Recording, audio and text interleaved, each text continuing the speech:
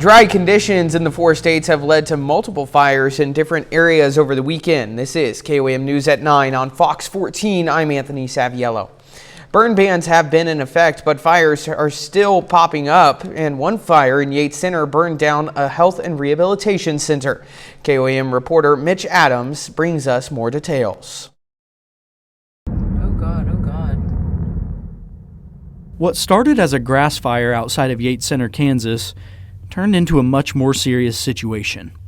The fire traveled to the Yates Center Health and Rehabilitation Center, where flames quickly consumed the structure. By the time we got to South Owl Lake, the fire was already out of control. We tried to stop it before it got past a paved road. There's a house back there behind the nursing home, and luckily it was saved. But before we could get anything deployed, we had hoses out and was pumping water as much as we could. The fire jumped the road and got into the cedars, and it went through the cedars so fast that by the time we got to the nursing home, we tried to do everything we could to save it. There was too much. The wind was too much. Although the fire destroyed the building, all of the residents were evacuated safely and are in the process of relocating to sister facilities. The Mission Health Community Regional Vice President, Nikki Jacobs, says the community came together to support the residents in a tough situation. They really were troopers. We got them all out fast, and then we relocated to a temporary shelter at the high school. And the Yates Center community was amazing. They surrounded us. The high school kids came down and sat with the residents and talked with them and kept them entertained until we got them to their relocating facilities.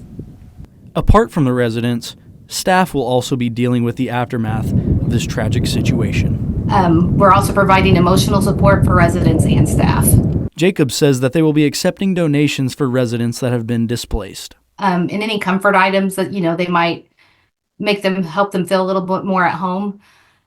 Just supporting our displaced staff who are also affected, and check with our local care communities for specific needs where our residents went.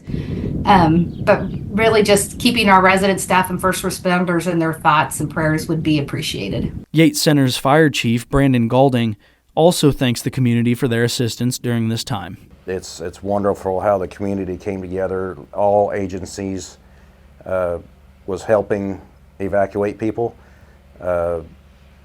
They got everybody out safely. Mitch Adams, KOAM News.